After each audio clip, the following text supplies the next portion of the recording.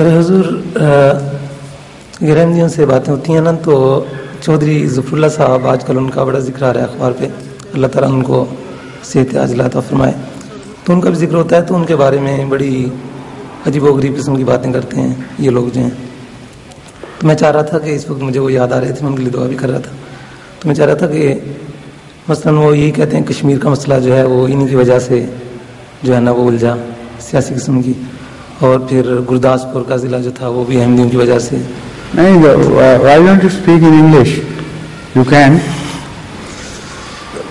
All this subject, Archbishop Zafrullah Khan Sahib and the part he played in Palestine, in Kashmir, in the division of India and in Pakistan, has been made a subject of discussion and investigation in the Munir inquiry report, and they have passed their judgment categorically, and they have called those totally shameless people who have indulged in these allegations. And you know, Justice Munir yes, held a very high and enviable position among the great judges of Pakistan. And similarly, Justice Kiani was with him in this report, and it was a joint report. He also holds a very high position in the judiciary. So this should be referred to those people. Tell them that why don't you read your own reports? But I haven't found that Munir inquiry report. I haven't got it. You haven't, but you can tell them. I'm telling you. Thank you very much. You can tell them that you can have access to. We have Munir inquiry report here, and except from those parts of the judgment can be photocopied and then published here, or taken with reference and published. Just small, that's enough. Wherever such allegations are being spread, that without any comment, just the excerpt from Munir inquiry report on these two issues should be published a small, like a folder, and distributed to them. Thank you very much. You know, these people, this shows how crooked these people are. They know they are a pack of lies. They know the first time they were, in the beginning, when they first invented these lies, maybe you could give them a benefit of doubt somehow. Yes. Although there was not much room for that, even at that time. But after all this inquiry was held, after the court of inquiry has positively condemned this attitude and exonerated Zafrullah Khan Sahib with extreme praise and very high tributes to him. After that, when they repeat it, it shows their mentality, that totally faithless people, liars, they know what they are doing and how they are deceiving the common Muslims. हुजूर वो कहने लगे कि कायद आज़म मोहम्मद अली जिन्ना रहमतुल्लाह उनको ये अंग्रेज़ों की वजह से उन्होंने उन पे दबाव था, इसलिए उन्होंने All that has been discussed. Yes. Everything is discussed. और मैंने जो उन्होंने यही कहा, मैंने कहा एक ही तो अंग्रेज़ों का दबाव उन्होंने मंजूर ही नहीं किया, but please leave it now. Thank you very much. Small things. Any other question, please? Yes. There is a verse in the Holy Quran, Surah Al-Hajrat. Ya ayyuhallazina amanu la yaskar qawmun. Surah Hujarat. Sorry, Hujarat. Ya ayyuhallazina amanu la yaskar qawmun min qawmin asa an yakunu khairum minhum wala nisa'un min nisa'in asa an yakunna khairum minhunna. Why sir? I thought in common Nisa'in is included. Why that is mentioned separately? Because Nisa have a special tendency to do this. You know, this common, Qawm is mentioned, the peoples or tribes or castes, because the various peoples have some prides as such. For instance, the Nazism is based on this ideology, that a certain race is superior to others. Similarly, some castes have some prides. For instance, Rajputs think that this is our special sphere of pride, and nobody else shares with us as we do. I mean, can boast of it as we do. Similarly, some other castes and tribal systems have their own points of pride. As long as those prides are held to themselves and they help them guard certain good values, there is no harm. But when they come to clash with others and deride others and say that you are deprived of such values and only we are the holders of such values, in that case it becomes a pride which Allah does not like. Allah hates His people, His servants, to be arrogant. This becomes arrogance. So they are forbidden because this is generally found happening among the people and nations. And as I have pointed out, the Nazi case, sometimes it becomes a source of danger for the whole mankind. Supremacy of certain race, this concept, as it happened earlier, again it can happen again. That such a concept is followed by certain people, and then they play havoc with the peace of the whole world, and such a thing is already in the offing now. And this concept is the supremacy of the Jewish race. And they have been working quietly and perseverantly to have control of the rest of the world on the premise that Jewish people are the best people, best provided by Allah, best gifted by Allah, and it is for them to rule the entire world. So a sort of Nazism is even longer rooted in the case of Jews. Not all Jews, but those who are called Zionists. Yes. So this again is becoming a source of danger. Now this is understandable. Now you want to know, when ladies also come into this, they are a part of the people, why should their name be taken differently, separately? But now when I have explained, the ladies don't come in the picture at all, because it's a different issue. Their male or female issues are not involved. I mean, when you speak of racialism and racial superiorities, there is nothing of the character of ladies involved in it. It is a special different trait which is mentioned in the Holy Quran, which has nothing to do with the racial superiorities. When the ladies take pride, it is their individual tendency, which is not found generally in men, or at least is not as pronounced in men as in ladies. Ladies, as individuals, have a tendency to deride other ladies, to mock other ladies, and to giggle at other ladies. They find even sometimes they giggle at such mean and small things as a shabby dress, or a habit out of fashion, or way of speaking, all these small things. So, because this trait is found individually, more among the ladies than men, sometimes men also indulge in this. I mean, there are no exceptions. But generally speaking, ladies suffer much more from this ill and vice than men do. So particularly it has been pointed to them that don't do it. And again, it is not a small affair, because in a large number of cases, many wedding has been destroyed, many peaceful atmosphere of a house has been shattered because of this habit.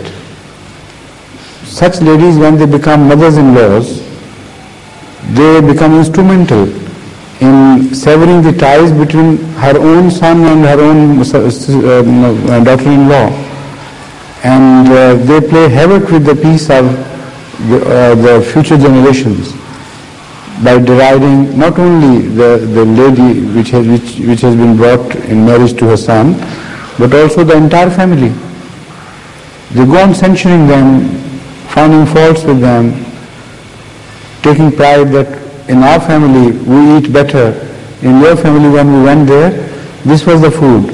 You eat such food and so on and so forth. So these meannesses have caused enough havoc with the human society.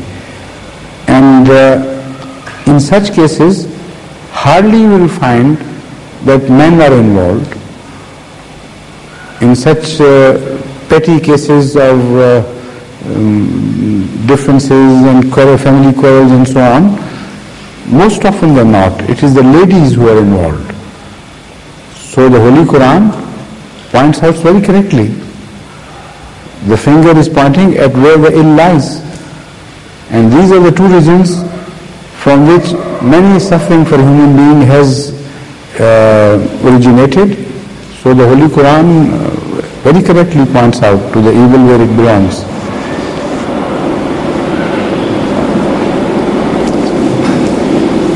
I have another question on similar topic, sir. Can I ask sometimes, please? Hazur, about this verse, I was thinking of joining another question, which if you allow me, I can. I have already allowed you. Sir, according to Islamic teaching, an Arab has no preference over non-Arab. But unfortunately, some nations prefer some people. Some nations have preference over other people. This is what that I have already explained. Yes, sir. Now, question is, as a Muslim, what one should do, and how one should preach the essential message of Rasulullah sallallahu alaihi wasallam, so that these people can think that all people are at par. I mean, this is no question at all. I don't find it a question. I mean, you should propagate, you should take part in the systems, support those systems which propagate these things, and through persuasion, through admonition, through preaching and so on and so forth. The Ahmadiyya community is involved in this, you know that, and you are already participating in it. And you can speak of this among your friends wherever you move. You can write essays and subject and even letters to the newspapers on these subjects. I mean, these such commonplace things that I'm really surprised why you turn it into a question. You see, sir, I had argument with somebody, and he said, because you are black, you want a preference over us. That's why you are saying that they should be equal. Now, I could answer that sort of question. All right. Thank you. Yes, please. When I'll have to attach someone constantly with you to answer your questions asked of you. Urdu में बोलेंगे, उर्दू में बात करूँगा। एक मेरे दोस्त हैं, उनको मैं तबलीग कर रहा हूँ, तो वो कहने लगे कि आप हमें क्यों तबलीग करते हो? आप हमें क्यों तबलीग करते हो? हमें पता है कि हमने बस सच्चाई करनी है, ये करना है, वो करना है, चंद एक चीज़ें हैं, तो आप वो क्यों करते हो? जैसे इन्होंने फरमाया कि वो ये कहते हैं कि मतलब हम पे बर्तरी हासिल करने के लिए आप तबलीग करते हो, या आप ऐसा कहते हो। तो मैंने उन्हें ये बताया कि मैं जब अहमदी हुआ और मैंने ये चीज़ें देखी और बड़ी सारी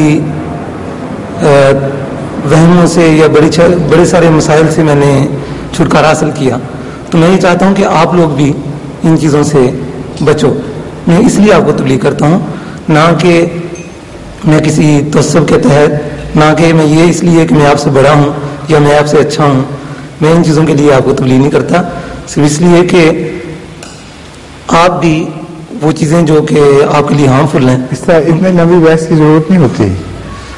The question he has asked has a background.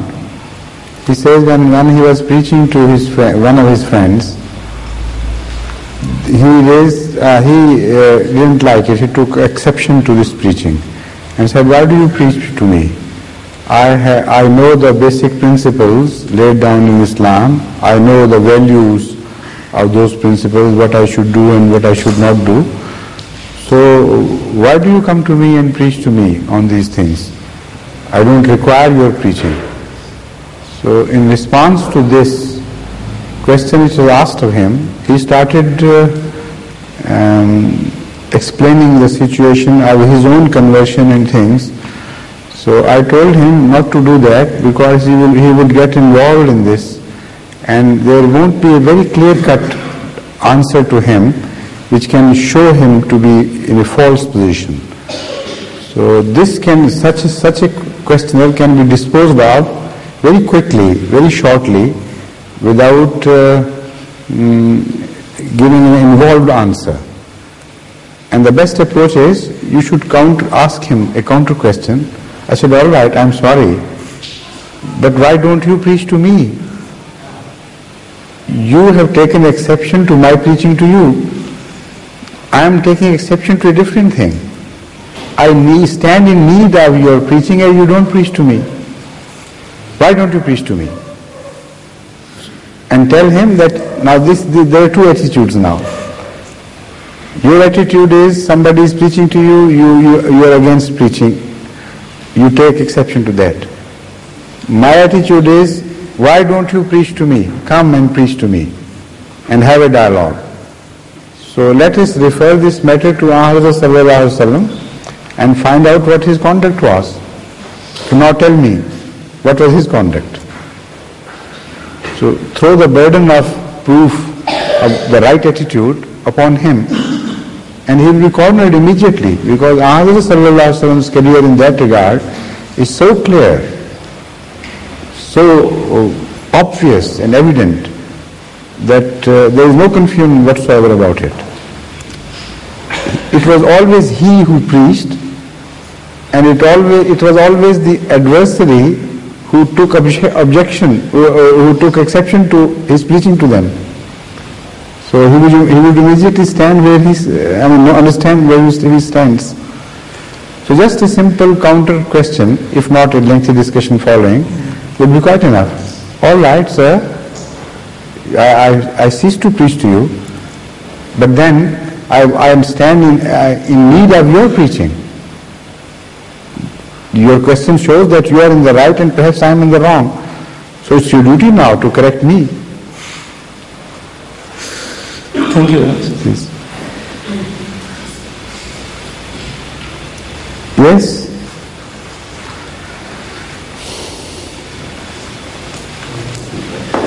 Assalamualaikum.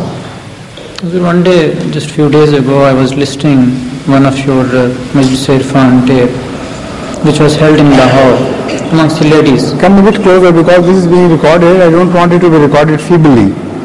Yes? That Majlis was held for the ladies in Lahore. Yes, I know that, yes. And one of the questions was about dam. Yes. I don't know how to put it in English. Correct. And I mentioned the dam of snake. Yes, your own experience. Exactly, yes, that's that right. The snake was made available. Yes, that's right, yes. You did not get frightened. Yes. I wonder if you could speak a bit in details, please. On that subject. Could you please kindly speak on that subject in bit details? Because that was short. What is there which requires further explanation? If you pinpoint that, I'll speak only on that much. Because I took some time describing all this phenomena, and I proved it from traditions that this dam, that is, reciting of certain verses of the Holy Quran by way of prayers, and breathing on water or something which you want to give a patient immediately after that, by way of blessing, and then to expect some relief of the patient from the ill that he or she is suffering. That is, in nutshell, the philosophy of Dham.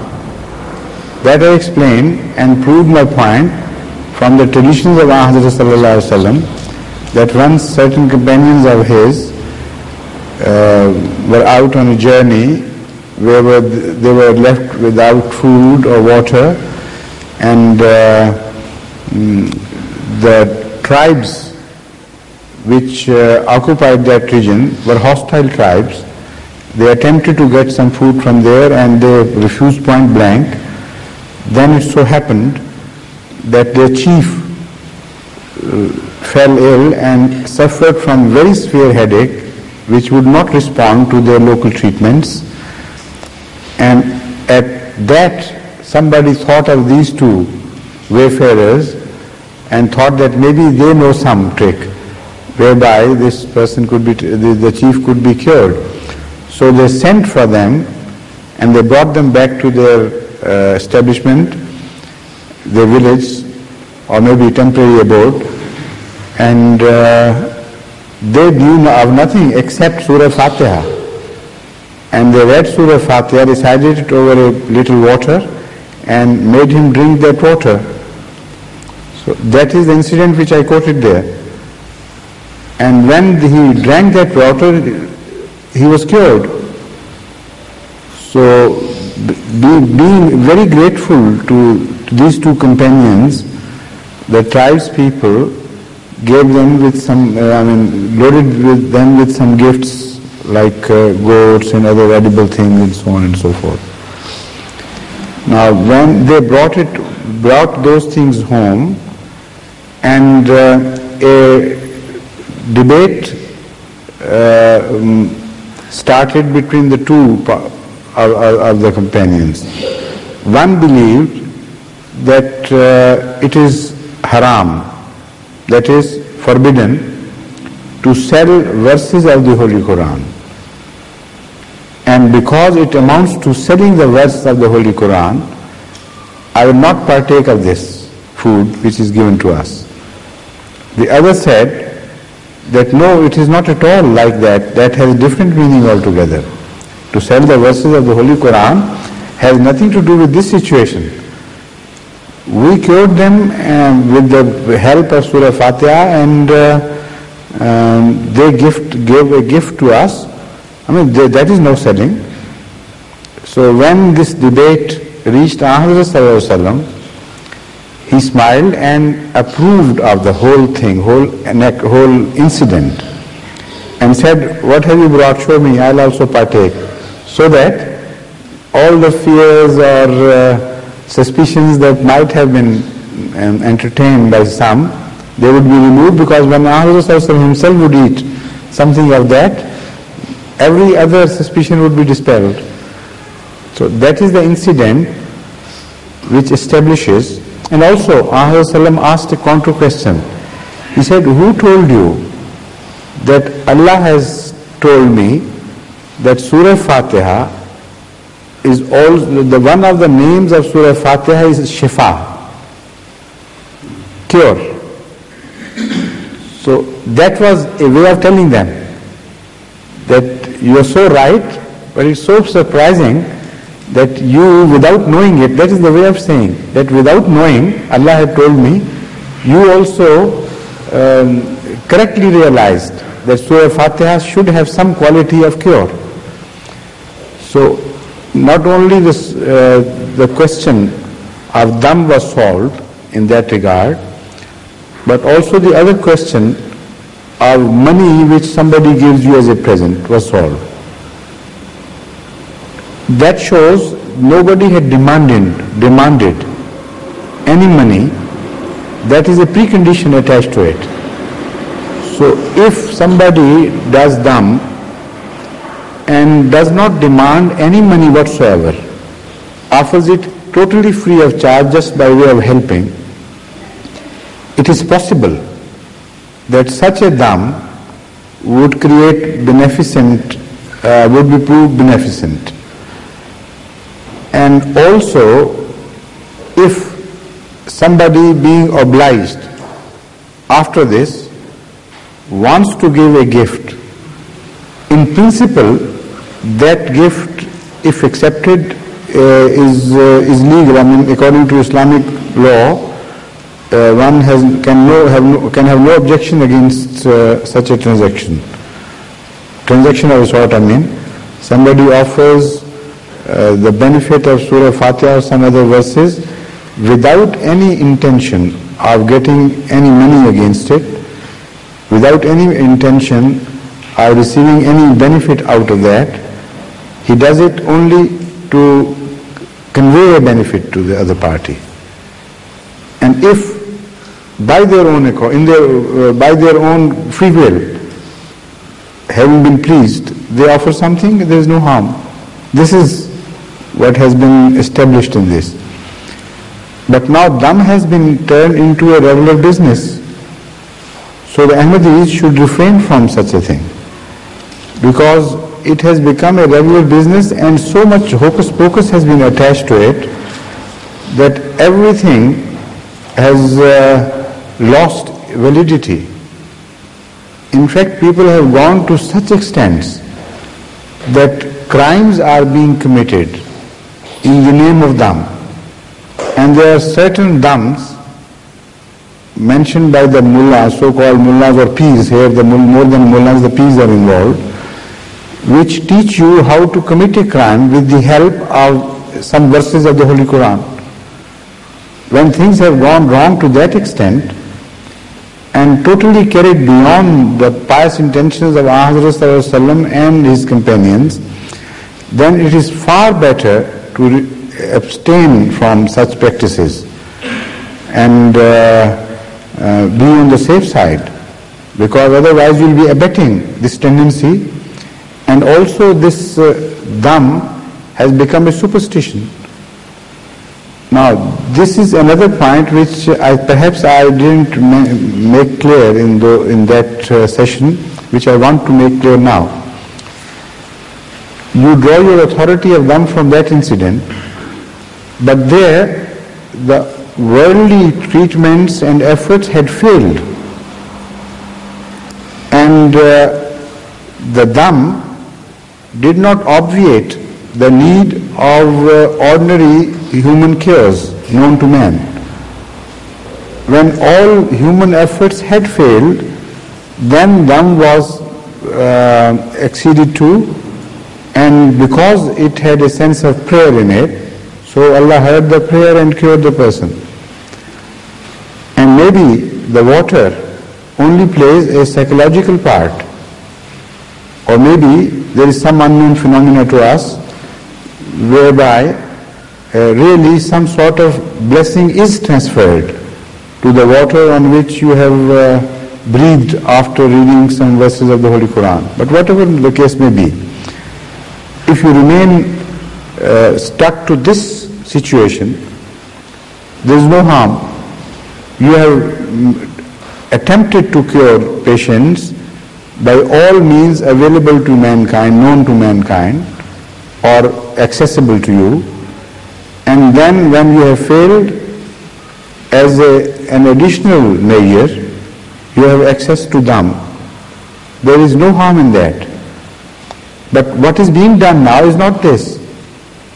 There are people who are quacks, spiritual quacks, who declare to the ignorant people that when they suffer from a disease, they do not have to go to a doctor, to a physician of any sort.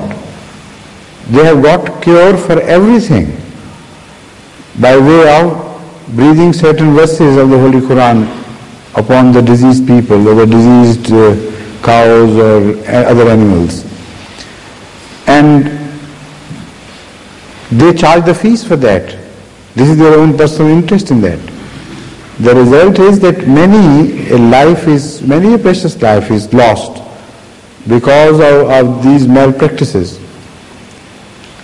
And this is what should be positively discouraged.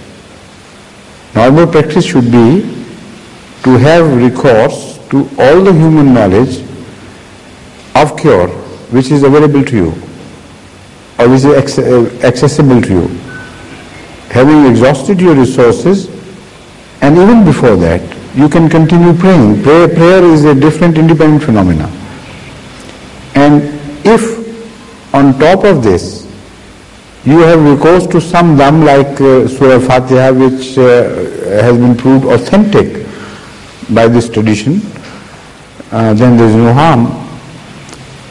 But in the present circumstances, as I have mentioned, the malpractice has become so common and so prevalent in this Muslim society that it has become a great curse.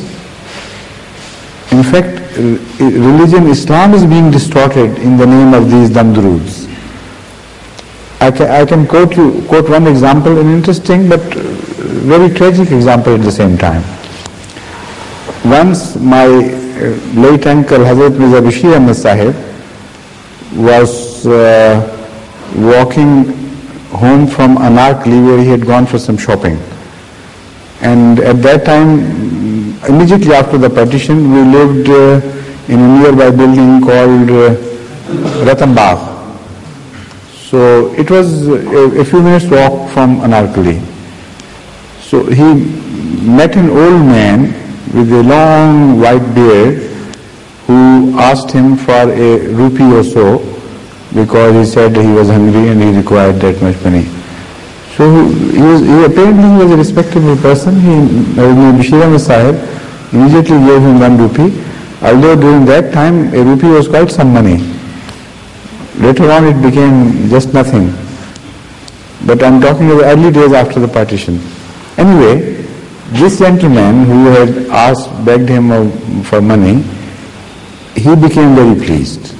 And he said, look here, gentlemen, you stand here, you have done me a good favor, so in turn I'll do you a good favor.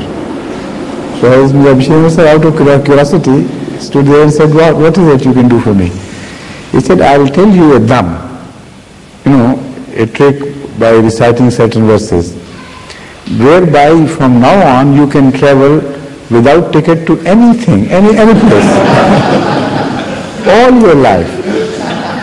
And nobody will ever catch you. So he had a good laugh. And he was also shocked. He said, Bade Miyan, what are you saying? He said, yes, I know. I traveled from Karachi to here and nobody caught me. So this is what they have done to these originally holy traditions, very pious traditions. They have been distorted and turned it into the very opposite of what they stood for.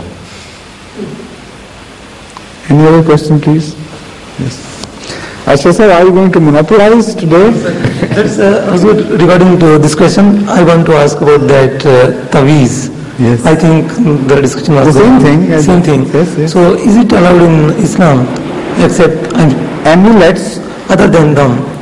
But that's the same thing. Same principle is involved. Because nowadays I have seen before accepting earlier, the peas of today, they have printed matter in their files. You are telling you it's all hocus pocus now. And originally, there might have been some benefit which you could draw from it. For instance, if you write a verse of the Holy Quran and those people who did not know Holy Quran, they were ignorant people, and they are emotionally attached to the Holy Quran, so that would add something to their attitude. If somebody is conscious now that a verse of the Holy Quran is hanging from my neck, he would be more cautious in avoiding evil. He would have special respect towards that amulet, and as a result of that, he would reform his conduct himself. So originally all these things were started by saintly people to draw such benefits. Many people accepted Islam in large numbers, in India for instance, in many places, who had absolutely no knowledge of how to read the Arabic, and the Holy Quran at that time was not translated at all. So how could they have some attachment to the Holy Quran? These were the measures adopted by some great saints. So originally they were all right, but later on these things were distorted, misused, used in fact for exactly the opposite purpose. So now they stand condemned as such. But still, in principle, you can't condemn it entirely right from the start, because originally you might find some really pious people involved with good intentions. So the other question is about that qawwali, the music. I mean, that they say is. This is a different question. Please sit down. Yeah, it's different. You asked permission for one question. I'll give chance to others because we have little time left. Right? You see, this is why I was doing it. He was being very restive, looking at you. Come on. But yes, this is why. Particularly when Rashid Sahib has taken his share for questions, so poor Rashid Sahib shouldn't be deprived. Assalamu alaikum. Yes, please. Would Hazur kindly explain to us the origin of 12 tribes of Israel? What caused them to leave Palestine?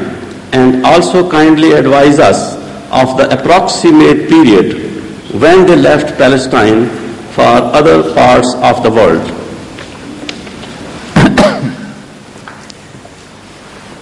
Instead of relating the whole history, I'll only attend to the essentials of this question. First of all, let me make it clear that the term Israelites has a very special, limited meaning. It is generally confused with all the tribes of Israel. It is wrong. The fact is that first of all, let me go further back. The term Israel is derived from a name given to Hazrat Yaqub, Jacob, by Allah. An incident is related in Bible which apparently is so absurd, but as we understand Bible, we consider it to be a very significant vision of Hazrat Jacob. Not that it physically took place, it might have been a vision of Hazrat Yaqub, whereby Allah was teaching him to wrestle for his cause against the enemies. But the Christians and Jews generally don't interpret it in this sensible manner. Many among them really believe that one night, for the whole night, God personified himself and came to wrestle with Jacob, his prophet, peace be upon him. And the whole night, neither God could defeat him nor he could defeat Jacob. So then, in praise of his prowess and great adventure, he was entitled Israel. So the sons of Jacob, from then on, are supposed to be Israelites. But Israelites, as I will explain further, ultimately are known to be certain people among the Jews and some others, although they were also the sons of Jacob, were not called Israelites. But of that later. Now I refer to your question, the tribes and when they were expelled from Palestine. In fact, this is a distorted history, concept of history, that every tribe of Israel was in Palestine. This is wrong. They occupied a much larger area. Out of the 12 tribes, the Jewish kingdom was divided into two parts, the northern kingdom and the southern kingdom. The northern kingdom comprised 10 tribes. The lost sheep of Israel, the 10 tribes, they in fact never occupied Palestine. This Palestine belonged to the region which is called Judea. And in Judea, only 2 tribes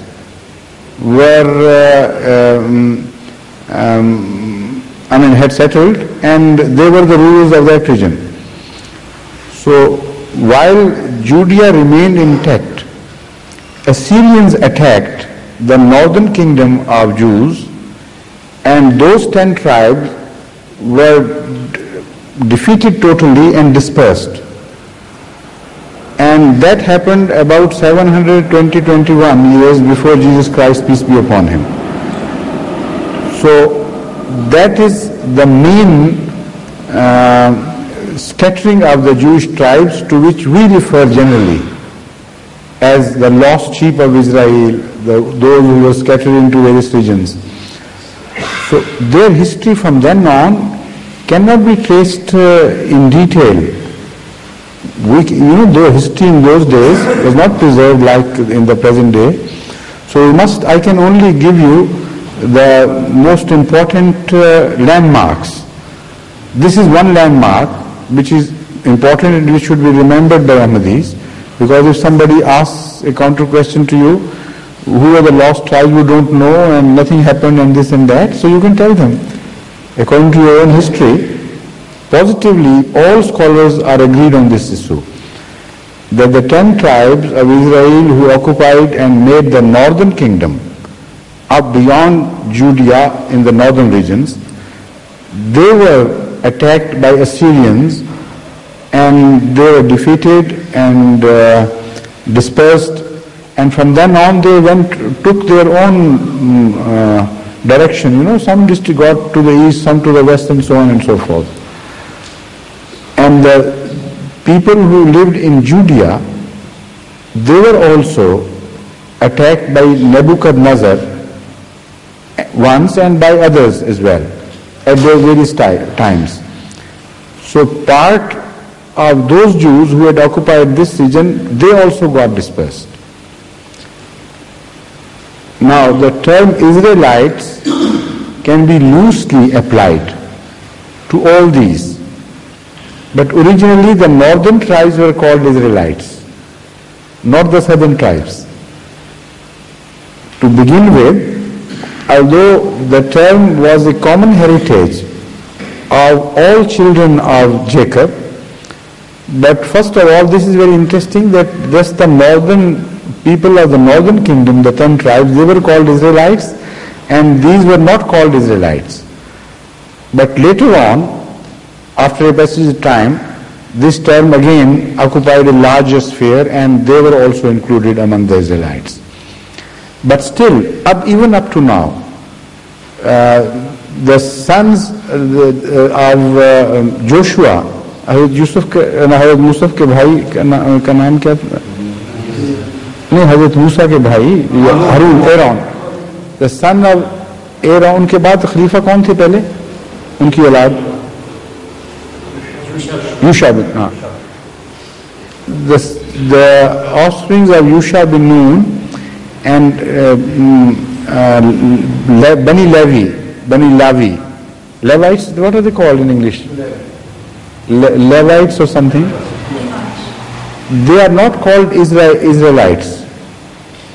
They still hold their distinct position among the Jews.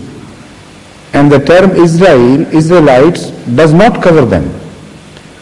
Not because they are understood to be less than the Jews, but because they are understood to be above the rest of the Jews.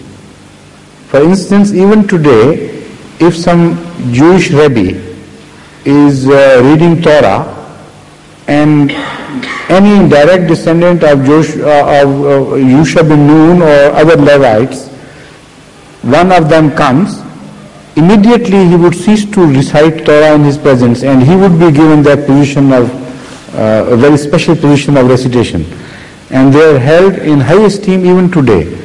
So the term Israelite still does not include them, while they are also the sons of Jacob.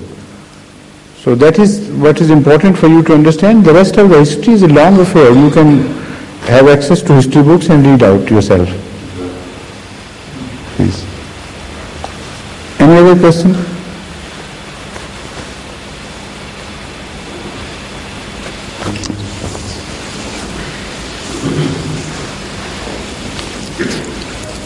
Just a general question. I want to know that what is the significance of certain stones in human life, such as this ruby or pearl or emerald and such stones people wear it in the rings, and particularly in Shia community they have some belief about it. So ask the Shia community, please. I just want to in Ahmadiyya community you don't have any belief about it. Yeah. Yes. But some people just wear it in the rings that these all hocus pocus, all superstition and so on. Please. Any other question, please? You've already been given opportunity. Yes, yes. Any other question, please? And also we are left with only 1 minute or 2 minutes. So can you ask a long question with short answer? Rashid Sahib. You know, he's a very broad person, so my finger couldn't cross to you. It was obstructed in the way. Although I was pointing at you, but would Hazur kindly explain to us the philosophy and the hikmat of Aqiqah? I think I have already spoken on this subject here in this session.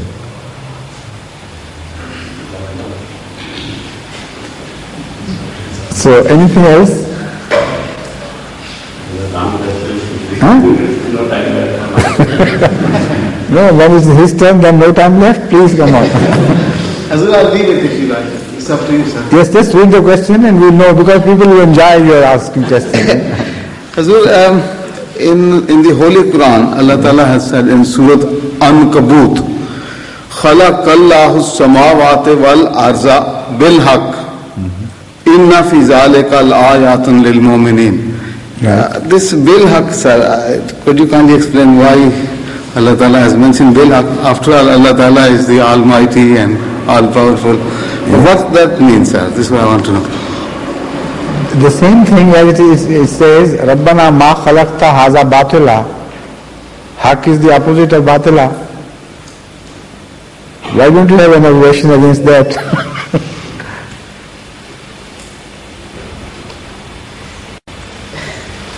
The expression conveys the same thing, one in positive term and the other in negative term. You see, sir, when I've seen the translation said Allah Ta'ala ne haq ke saath paida kiya.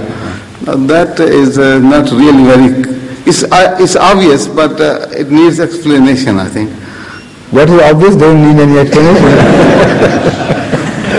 All right, Azan please.